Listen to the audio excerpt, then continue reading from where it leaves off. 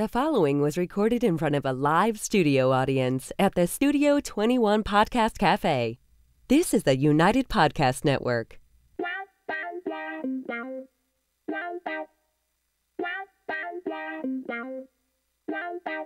Welcome to the Writer's Block Podcast NH.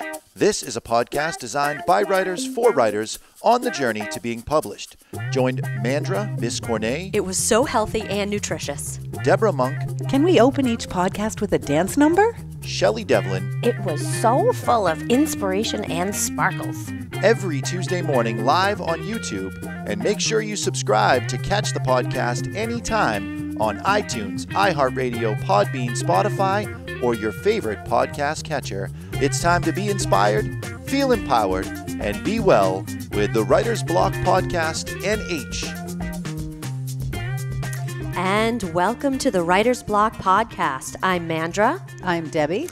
And we are missing Shelley today, but thank you for joining us at the Writer's Block, where our mission is to inspire, empower, and to help people be well. We actually have, Shelley is in Canada doing some really fun hair sculpting things. She's our Canadian correspondent. She Yes. is. She is. We should see if she could Skype. Anyway. Tell us all about Toronto Yeah. or Vancouver, wherever she went. But nonetheless, we have an exciting show for you today because Deb and I have both been out in the field, each attending different writing conferences this past weekend. Deb was at the Romance Writers of America in Burlington, and I was at the Harvard Writing Publishing Social Media for the Healthcare Professional in Boston. So we're going to talk about that, what we took away from it, and hopefully bring you a little piece of the conferences. So I'm going to hand it over to Deb.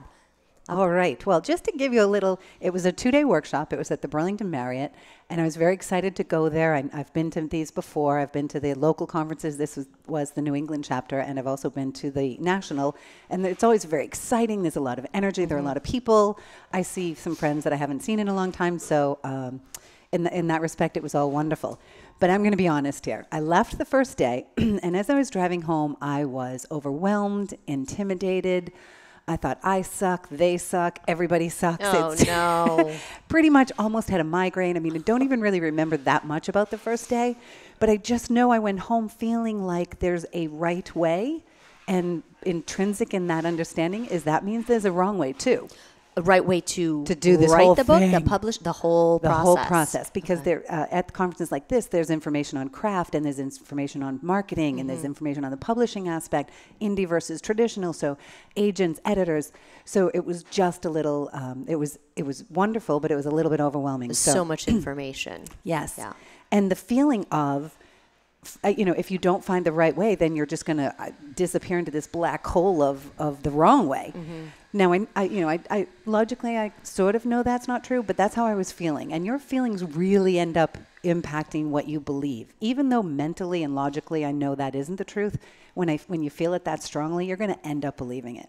Well, and just what a bummer to leave your first Right. day of the conference feeling like, yes. Like, oh no, I don't want to, why am I doing pitiful. this anymore? Yes, I should, I forget writing in my house, that's too exposed. I should only write in my bedroom in the dark because it's that, So the next day I woke up, and the first thing that I was doing in the morning was part of a lot of times when you go to a conference like this, part of what's included is a pitch to an editor or an agent that you select ahead of time. And so I had 2 pitches to 2 different agents. Let me stop you there. When you select them ahead of time, do you have an opportunity to, do they speak a little bit so you get a sense of them, or you have a list and you have to choose from a list? Are you drawing out of a hat? Yeah, No. how random is this? Oh, picking? it's not, you don't get to talk to them, but you get a list, you get a little bio, a little paragraph about each one. So Mrs. XYZ is an editor, an acquisition editor at St. Martin's Press. And then, Mr. ABC is an editor, is an agent for, XYZ agency. Okay. So ahead of time, and you also can see what they're requesting. So if, I don't write romance, I write women's fiction. So there are some agents who that's not really what they represent, and some editors that's not what they're looking to acquire. So you can kind of match up. I could see from the list who I thought was right for me. Was going to be a good match. Yeah. Okay. So I had 2 of those on Saturday morning, and that was first thing at 10 and 10:20, I think. And I told myself, okay, you don't even have to stay after that. You can go, you can do your pitch, and then you can leave. And somehow that gave me enough motivation to get up and get showered. But the interesting part is, so I'm driving down there. That is a difficult thing for that to happen at our house, is for her to get up and shower on a day. When she's having a day. That she doesn't have to work. Got it. Which is almost every day. So this was huge that Deb got up and got showered. Absolutely not. Almost every day she tries to find a reason not to get in the shower. It's like it's poison. I love showering. You're bipolar, Jonathan, because you love given, crying in the shower. I was going to say that. That has nothing to do with actually bathing. You have revealed that. So you do bathe while you cry, but so anyway. So I'm driving down. Wash the salty tears off of your face. That's is what right. you do. Yeah. So while I'm driving down, this is going to seem strange, but my muse showed up in the car. And the way it happened this time was through music. So I happened to just plug my phone in. I put a YouTube mix on. So I have absolutely no control of what's coming on. Mm-hmm. The first song that comes on is Sam Smith's Money on My Mind. Now, I have in my mind a little video I'm going to do. I literally have already bought the men's suit that's covered in money. The material is fabric. And he says it's not about the money, it's about the love. So I've been percolating on a video on that. So that came on and I thought, but I was close to a migraine. So I'm thinking, it's not going to be that easy, Miss Muse. You're going to really have to prove yourself today. Next song that comes on is Nora Jones singing Will You Still Love Me Tomorrow, which is in my first novel, Searching for Julia Stone.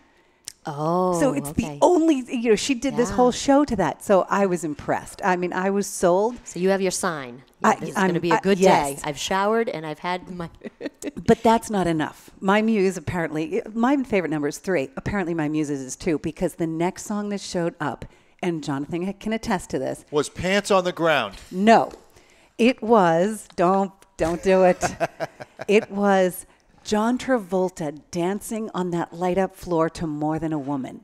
And I have recently found a light up floor, and Jonathan has a white suit. And shut the front door. I asked you if you would do it with me. I didn't know you had it. I have it. Does that mean you'll do That's it? a detail that you would not leave out when you're trying to pitch something to someone. Okay. Then we're going to talk about Let's make this official. I'm pitching Jonathan on the air right now. No, now I'm mad because you didn't tell me you had a light up floor, so I have to think about it. All right, well. Where do you find these things is beyond me. I'm telling you. Light up floors, suits with money. Exactly.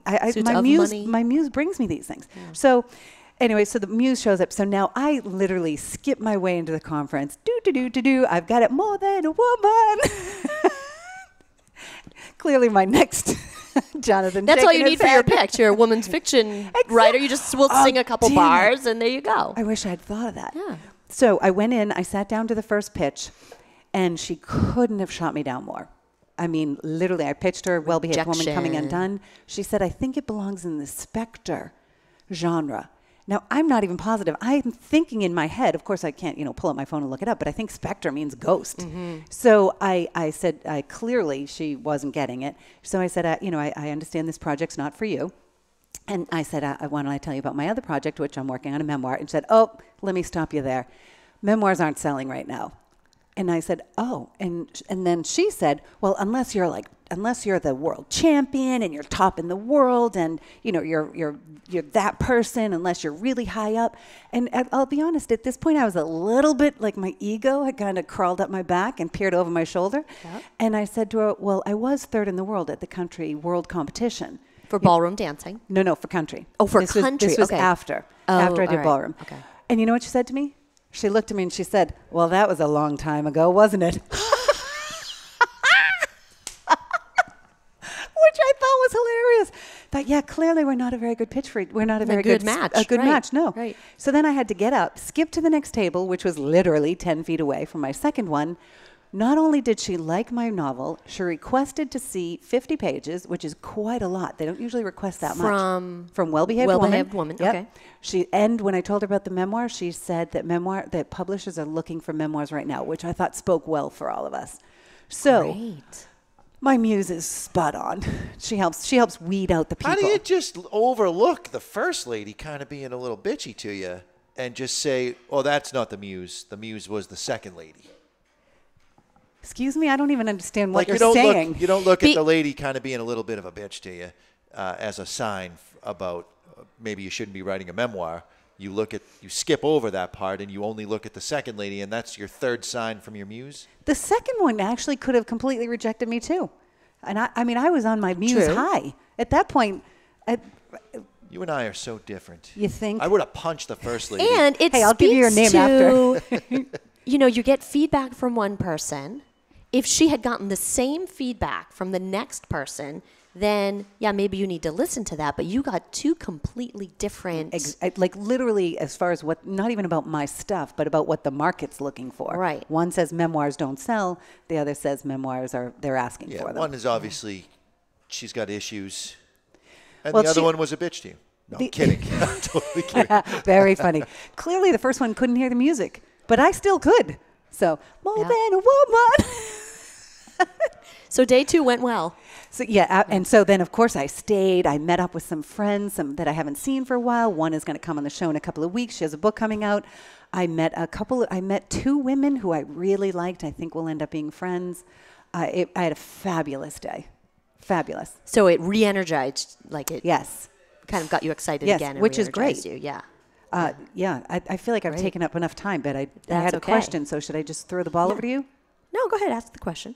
Well, there was one workshop I went to where she asked the question, which was a little bit of an epiphany for me. She said, why you write? When you answer the question, why do you write? That's one answer. The second question you should ask yourself is, why do you publish?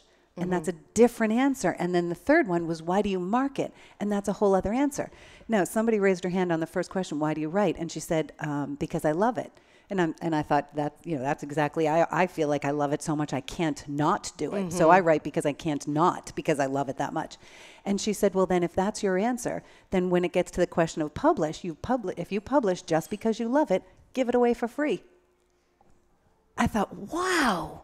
And so I feel like I've kind of I've thought I had to spread the love out over the write and the publish and the market, and that's not doing so well for me.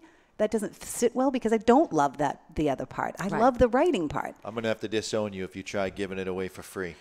I'm just letting you know.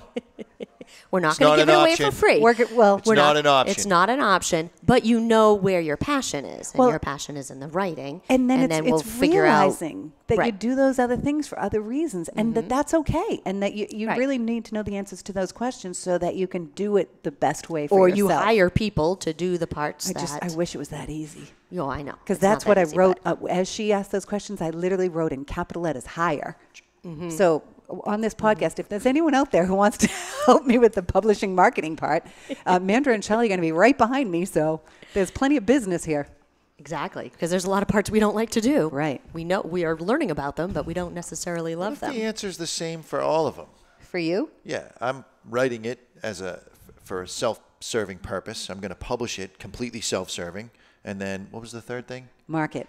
I'm going to market it Yeah. to Well, you're boost- definitely a marketer. to boost my own ego and persona online. So Yes, all of those it's are terrible reasons. It's all for me. But I will say, Jonathan finally read me a line.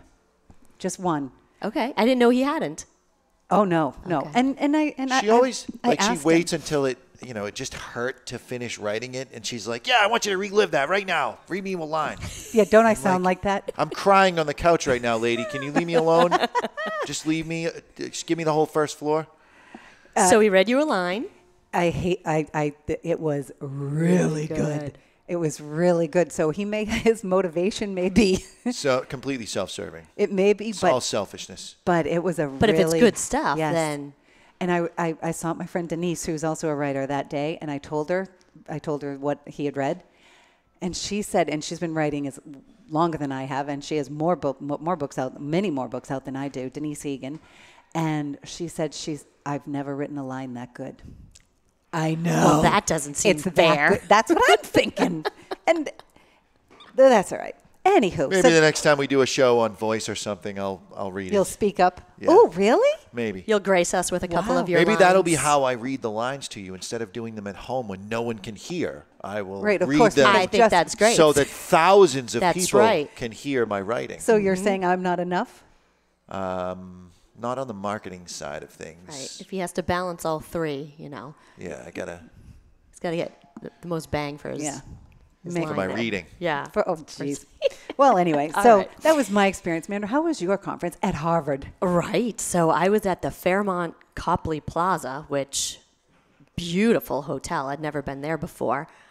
Just gorgeous old, kind of gilded, what's it called? Along the walls. Bricks. No. Plaster? Molding. Molding. Chandeliers, all that. I'm so excited to go. I'm like, I have questions. I'm going to meet the right people. Like this is, I'm in it to win it. So I get in there and I get my book and my lanyard thing and I check in and I sit down and it dawns on me about 5 minutes in that I'm in a room full of doctors, cardiac surgeons and ER docs and, I got my little social work LICSW on my tag, and I start to feel intimidated, like, oh my God, I'm not going to open my mouth. I am with folks that graduated from Harvard Medical School and are from all over the country. But then I have to say, the director of the conference, Dr. Julie Silver, did a great job kind of setting the tone and just got everybody motivated and excited and basically said, don't miss out on an opportunity here. Network with people, Right. talk to the agents. Even though I'm in a room full of doctors, they're not all writers. So we're You kind never of, know it who. leveled the playing field. Like, all right, I can hang. I'm not going to let this ruin the potential of Right. this conference. They offered a lot of networking opportunities, which was great. And a little bit different from your conference, some of the agents got up and spoke. So you could kind of get a sense of what writing coach or what agent you might connect with. So I really liked that because they were also presenters. And I could kind of take some notes like, I think this person would be a good match because a name and a quick bio is great, but I was actually able to hear them speak and hear a little bit about the type of work that they do. The other thing that Julie Silva did a great job saying right off the bat was be flexible with your thinking. So in other words, if you get rejected, it's okay. It's going to happen. If you hear the same thing 5 times from 5 different people, you may need to listen to that. So don't be so, this is my book, this is how I'm going to write it. Be open to the feedback, or else, again, you're going to miss a huge opportunity. Absolutely. And then in doing so, in starting to talk to, an agent or even just other people sitting around me that say, so what are you working on? I realized the value of the pitch. Yes. And being able to summarize your work concisely, quickly, and in an interesting way. And I sort of thought, well, of course I can talk about my work. Right, you've been writing it. You've written all these freaking pages. lived You it. lived Like it. I lived it. I'm writing it. I've edited course it. you Of know course it. I can. And the minute someone asks you and you're like, What's your book well, about? Yes, Amanda, what's your book about? Let's practice. Oh, don't you? No, I don't have it Oh, with all me. right. So what I did, so I got on, because I was like planes, trains, and automobiles getting down to Boston. Took a bus, took the subway, all that. On the way home, I'm writing my pitch. I'm like, I got to come up with this. Now I am not walking into the conference tomorrow unprepared. I wrote a few lines. I sent it to my writers group. I sent it to That's Deb. us. I sent it to Shell. It was probably 10 o'clock at Yeah, night. I had the migraine that night, and I still came through for you. Thank you. You're welcome. I'm like, girls, what do you think of this? What do you think of this? Because I knew it was important. It wasn't like I could wait 2 days because you were going to be going back the next day, and people were going to be asking you, what's your book about? Right. And I know your tongue is suddenly going to swell. Yeah. And you're going to try to tell the whole book, stumbling the way. And your they're way going to through. roll their eyes at And me they're or gonna- not hear right, it or not yes. understand the importance. So how do I get that in just a couple sentences? So we'll do a whole show on pitches because Absolutely. it's super important. But it also speaks to the value and the power of a writer's group. And they talked about that, like they called them accountability partners. Fine. Call it whatever you want, but Yep. it's someone to reach out to in those moments of quick, I need this. Yes. That support of you can get back into that conference and make it, a meaningful experience and to keep you on track. Right. So I got all of that, which was amazing. And hopefully the Writer's Block podcast helps people Yes. stay energized and stay motivated, because you can leave a conference on a cloud 9 high of I'm going to get all this done. Or you can leave with a migraine because you're overwhelmed and you need your friends to be able to reach out. Right. Right. And it's such writing itself is so solitary. And so then you go to a conference like this where you're just overwhelmed and inundated with all this information. You go from one end of the side of the spectrum all the way to the other. And of course they're going to, that's difficult. Whereas our group, we meet and there's that kind of consistency and kindness and support. Right. So the conference kind of is suggested writers groups or accountability partners or, listening to podcasts that will just sort of help get you over the hump sometimes. Then I did attend a specific workshop on memoir writing. So I feel like we could do a whole kind of show on that. I know I'd love to learn everything you learned. Yeah, I think. But let me just sort of summarize the big takeaways, and then we're going to head to the project update. Okay. Make writing a habit. So you got to do it. Yeah. You have to do it on a regular basis. And again, join a writer's group because they'll keep you at it. And read. Read what's in your genre. Read if you're doing a memoir about addiction, read other memoirs about addiction so you know what's in your market and what other voices are out there. See, I agree with that, but for me, I can't really read my genre while I'm working in that genre. So I think that it's really important to read it ahead of time. Well, for everybody's different, but for me, read ahead of time, know what the market's like, read a lot of other voices. But then when I'm working, I have to put that stuff aside because I don't want to sound like, as much as I love Chris Radish. About that. Right. I don't want to sound like Chris Radish. And if I've just read her and how fabulous she is, I know I'm going to be trying to be as good as she is. Yeah. And that's not where I'm going to be my best. Yeah. It's important, though, to know absolutely what's in your market because when you do start talking to publishers, if you say, well, mine's the only book of its kind. That's not a good thing. No. It sounds like it would be good, but it's not. That just shows your ignorance. So and they want to know where to place it. Right. Yeah. Right. Exactly. So for my project update, it really was that pitch. And late at night, banging it out, sending it to you guys. I've refined it a bit as well, but now I feel like, all right, the next conference or the next conversation, I have that ready to go, and I probably didn't understand the full importance of it prior to going. And I will add to that about the pitch. Of course, I did know, so I had mine prepared, ahead of time, and I had it written out, and it looked lovely. It was the right length, blah, blah, blah. What I didn't do was practice saying it out loud enough. Yes. Which is shockingly different. So it is, fortunately, the night before the conference, I was teaching. And so for each ballroom class, I said... You did your pitch? I did. I said to everybody, each class I said, somebody asked me what my book is about. And actually through that, I did take out one word and I added another word. Because it has to flow. It has to come off your tongue. And it was a good thing I had done that because in the groups the night before, it wasn't rolling off my tongue. Yeah. So then the next day when I actually pitched an agent who wasn't the one I was supposed to pitch, but she gave a workshop and she said she was looking for women's fiction with a touch of magic. And I thought, that's perfect. So I waited for the people to wander out. And I went up to her and I just said, hi, my name is Debbie, and I'm sorry I don't have an appointment with you tomorrow, but imagine, ... And off I went. And that pitch rolled off my tongue. And her business card came out of her pocket. Yeah. And she wants to see it too. So that's because exciting. I had practiced, had I not, ready to go that wouldn't have rolled off. Yeah, that's so important. Very important. Catch them. Your project update? My project update this week this is how close we are. I have the author bio. They are, my formatter has asked for that. That's kind of the final piece that she doesn't have. I did, because it's written third person and I didn't like what I had before, I sent it out to a couple of friends of mine and they started it and then I tweaked it a little bit, but I'm just going to read that to you. Here's Deborah Monk's author bio.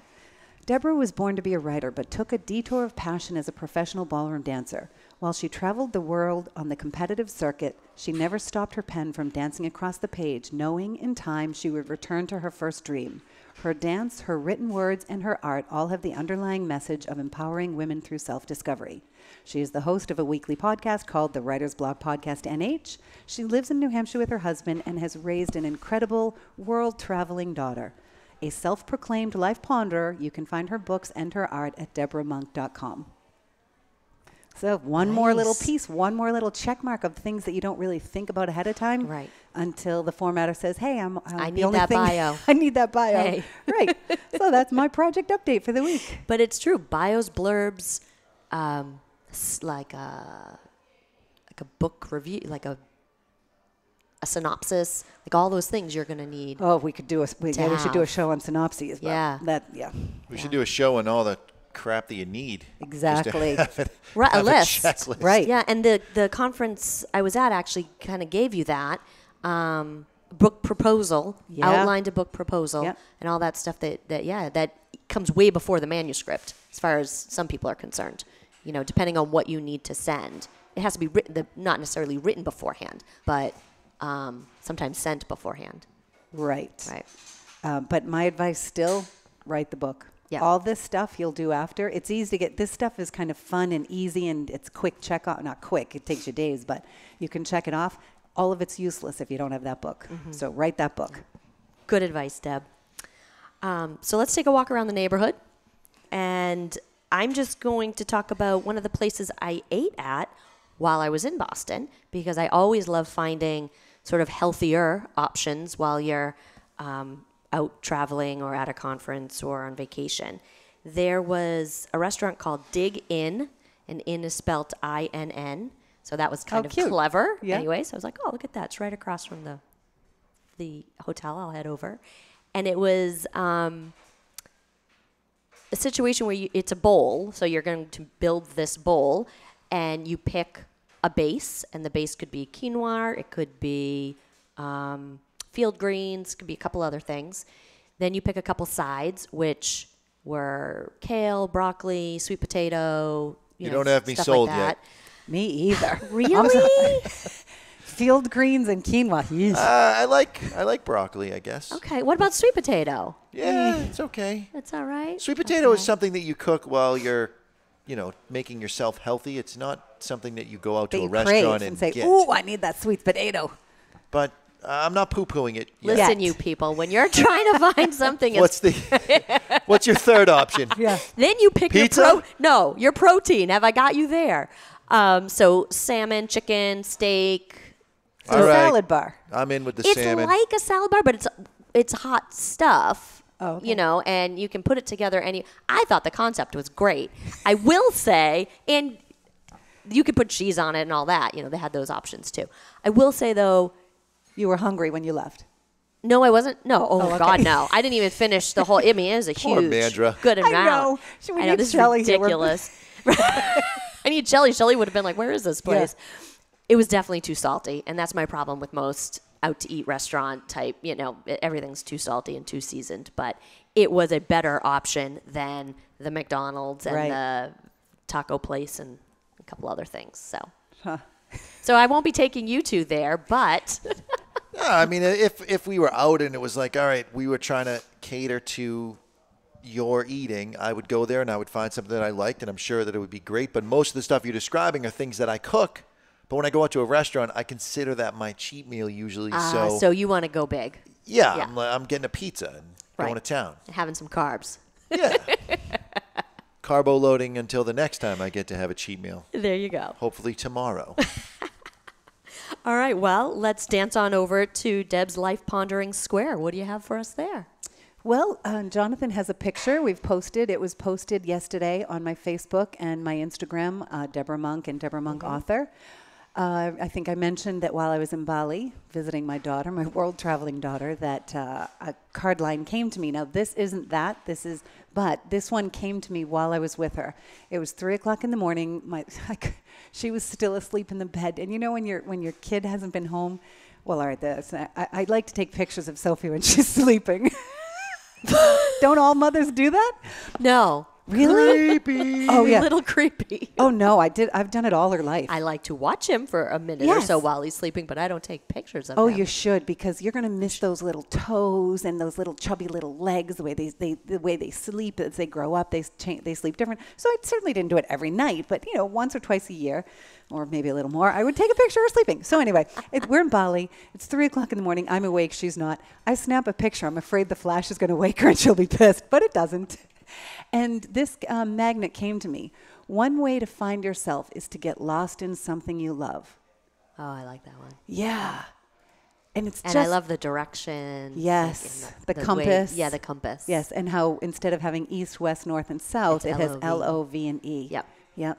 That's And a just good one. watching her as she's doing this world traveling and seeing her, just seeing her sleep because for the past 6 months she hasn't been in my home sleeping, so I haven't been able to sneak up and take any pictures.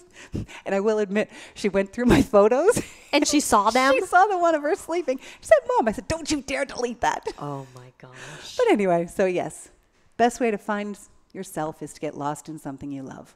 Well, and I think we did a little bit of that this past weekend. At our Absolutely. conferences. And I think So- people are now understanding and sympathizing with me.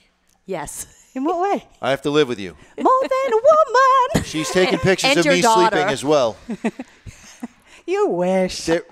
It's All right, it's framed on the and wall. I on would the love wall. to see your cute little toes as you sleep, Jonathan. No, I do have a picture of him, and it's on the wall, so he does know. Thank All right. God I sleep fully clothed. All right. Well, I think that's going to wrap it up for us. Thank you for listening. Please check out the Writer's Block NH Facebook and the Writer's Block podcast on your favorite podcast catcher. May you be inspired, feel empowered, and be well.